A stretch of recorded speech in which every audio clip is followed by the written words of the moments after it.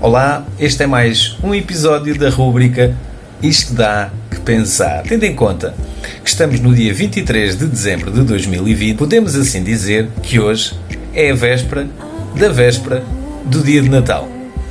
E o que é que o dia de Natal é? Para todos os efeitos, é a celebração do nascimento de Jesus. E o livro que eu escolhi para hoje é do escritor Albert Nolan e chama-se Jesus antes do cristianismo.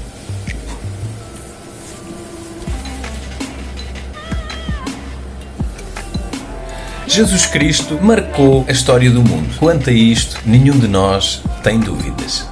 Albert Nolan tem 86 anos. Apesar de ser um religioso, ele foi também professor de teologia nos anos 60. Aquilo que é muito interessante neste livro é que, apesar de Albert Nolan se assumir como um religioso, ele vai fazer uma abordagem a Jesus Cristo, mas exclusivamente dentro de um conceito histórico, ou seja, livre ou ausente de qualquer dogma, de qualquer tendência do ponto de vista mais religioso. Albert Nolan começa por nos mostrar a sua visão acerca do mundo atual, deste mundo contemporâneo. Para Albert Nolan, continuamos a precisar de utilizar aquilo que foram os ensinamentos de Jesus. O que torna este livro desafiante e ao mesmo tempo de alguma forma um pouco até polémico é que Albert Nolan desafia-nos a fazer uma viagem histórica acerca da vida de Jesus Cristo. O grande objetivo do autor é humanizar, é não colocarmos a figura de Jesus Cristo tão distante, apesar de toda a componente divina que o caracteriza, mas humanizar-nos com aquilo que foi a passagem de Jesus Cristo aqui neste planeta onde estamos todos. Toda a estrutura do livro é feita por capítulos, não necessariamente em termos cronológicos, mas sim em termos de uma determinada mensagem, de um determinado conceito ou ideia, contextualizando com alguma mensagem ou alguma forma de agir que Jesus Cristo teve naquela época. Nas primeiras páginas do livro, Albert Nolan mostra-nos, no fundo, a sua visão acerca do mundo atual. Uma visão um pouco até caótica, mas compreensível. Num dos primeiros capítulos, intitulado Os Pobres e os Oprimidos, Albert Nolan fala-nos daquilo que foi a postura e a forma de agir de Jesus Cristo perante estes indivíduos desta classe social da época. Os pobres e os oprimidos não tinham de forma nenhuma o objetivo de promover a pobreza nem a opressão. Pelo contrário, segundo Albert Nolan, Cristo sempre foi um defensor dos pobres e dos oprimidos, enquanto uma classe social da época que vivia completamente à margem. Para Albert Nolan, essa forma de agir estava exatamente relacionada com essa importância da inclusão. Sendo Jesus Cristo alguém bastante mediático na época em que viveu, entendido de forma totalmente inovadora e estranha, Jesus Cristo viria de uma dita classe média, não é? Até por José ser carpinteiro, e um carpinteiro naquela época, segundo Albert Nolan, pertencia como que à classe média. Jesus Cristo juntou-se num sentido de ficar próximo daqueles que a própria sociedade excluía. Albert Nolan fala de uma forma bastante inovadora acerca daquilo que entendemos como os milagres, o lado mais fantástico, as curas milagrosas. Para Albert Nolan, Cristo foi muito claro quanto a esta intervenção. Sempre referenciando que quem se curou foi a própria pessoa. Aquilo que te curou foi a tua fé. Para uma classe social completamente oprimida, completamente excluída, ouvir da voz de alguém que ele teve o poder de se curar a si mesmo era enaltecer, mostrando assim que aquilo que o curou foi a sua própria fé.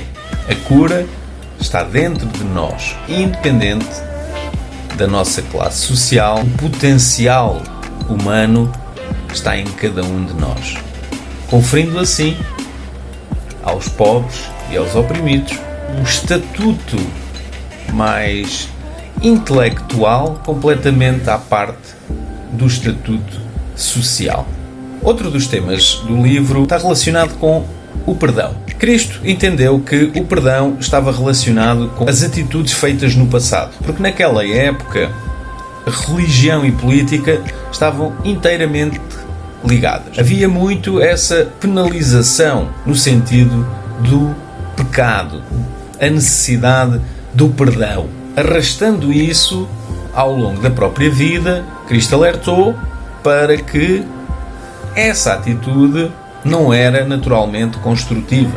Para Cristo, o perdão estava inteiramente relacionado com a libertação, a possibilidade de mudar, sendo que a obra foi toda ela construída em factos históricos. Albert Nolan chama-nos sempre a atenção para nos contextualizarmos sempre com a época, para a interpretação daquilo que seja as palavras de Jesus Cristo. Cristo anunciava um reino, o reino de Deus, totalmente oposto a um reino financeiro. Aquilo que Albert Nolan nos fala, e que naturalmente não é grande surpresa, é que de facto toda a mensagem, toda a intervenção no discurso de Jesus Cristo foi muito mal interpretada. Um dos temas extremamente interessante deste livro é aquilo que se entendia como uma nova era. Para os hebreus, a noção de tempo, ou naquela época, era um pouco diferente daquilo que é para nós hoje o tempo. Para os hebreus, o tempo era o momento daquilo que se estava a viver. Há tempo para chorar, há tempo para rir. São os tempos, as épocas, não quantificado de uma forma cronológica. Os novos tempos, segundo Albert Nolan, estaria relacionado com essa transformação interna. Para Jesus Cristo, o reino, a nova era, não poderia ser imposto. Era aquilo que foi chamado a metanoia. Tem que ser algo intrínseco, tem que ser uma transformação, por assim dizer, através do coração e não da força. Naquela época existia o Império Romano e existia um grupo de judeus mais nobres financeiramente que compactuava com o Império Romano, mas ao mesmo tempo seria contra algumas medidas do próprio Império Romano. Cristo, segundo Albert Nolan, alertava muito para esta situação. Uma das grandes contestações dos judeus era, de facto, os impostos cobrados pelo Império Romano. E Cristo alertou para que essa tentativa de mudança de Deus em querer derrubar o Império Romano não era pelos verdadeiros valores da mudança de um reino, mas efetivamente porque eles não gostavam de pagar esses mesmos impostos ao próprio Império Romano. E foi esta passagem que deu origem àquela grande parábola: dar a César o que é de César e a Deus o que é de Deus. Segundo Albert Nolan, Jesus Cristo terá falado para um grupo de judeus, onde lhe pediu uma moeda da época, perguntando que imagem estava ali impressa. Naturalmente, a imagem de César. Tentou alertar de facto que dar a César o que é de César, que efetivamente o dinheiro era impresso pelo Império Romano, e a Deus o que é de Deus. Para os judeus, esse dinheiro que era dado ao Império Romano deveria estar a ser aplicado supostamente nas coisas de Deus. E aqui foi mais uma forma que Jesus Cristo teve de trazer à consciência, no caso dos judeus, que aquilo por qual eles lutavam não tinha nada a ver com as coisas de Deus, mas sim com as coisas materiais. Por isso, dar a César o que é de César e a Deus o que é de Deus. Lutar por um poder económico, alegando uma ideologia religiosa, para Jesus Cristo não fazia muito sentido.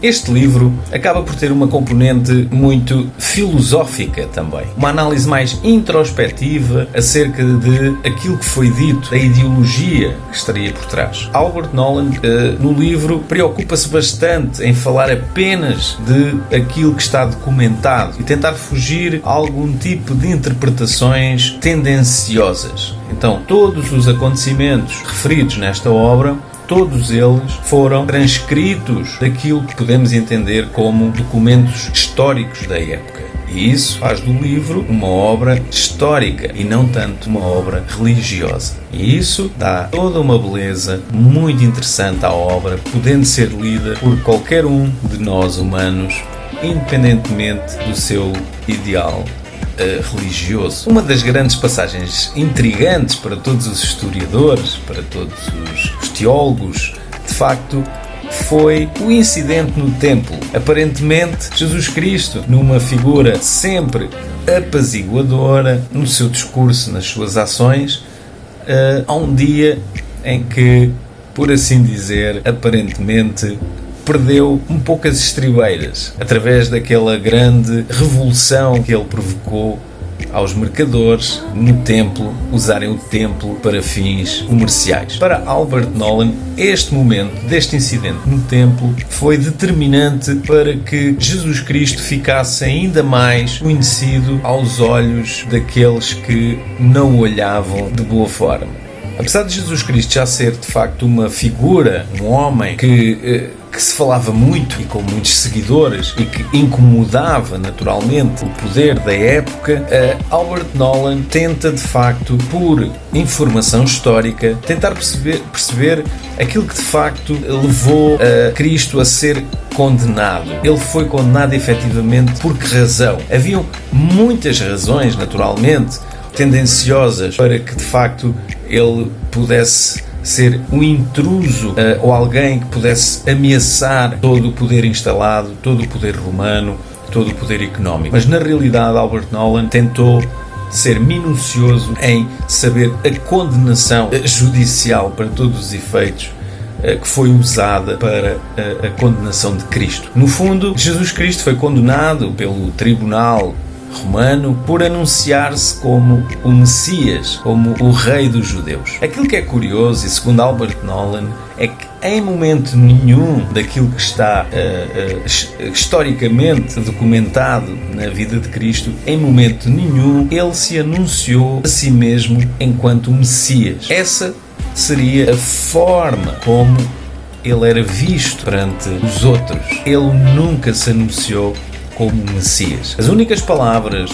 aliás, Albert Nolan refere que Cristo nunca teve essa preocupação de se intitular algum tipo de cargo, algum título, por assim dizer. A única expressão que Cristo usou para si mesmo foi o Filho do Homem, que segundo Albert Nolan era uma expressão muito utilizada para alguém se referir a si mesmo, o Filho do Homem, como uma forma de aproximação, como uma forma de se humanizar. Albert Nolan refere, se tivermos que analisar Cristo do ponto de vista de lhe atribuir um nome nesta sua missão, Albert Nolan refere Cristo como um profeta. No fundo, ele tinha uma extrema intuição, uma extrema sensibilidade, sim, completamente divina, anunciando de facto a queda do Império de Israel. E o mesmo, de facto, veio-se a verificar em 70 depois de Cristo. Na realidade, todas as profecias, todas as projeções que foram anunciadas na época por Jesus Cristo acabaram por vir a concretizar-se. Para Jesus Cristo, naquele momento, naquele tempo,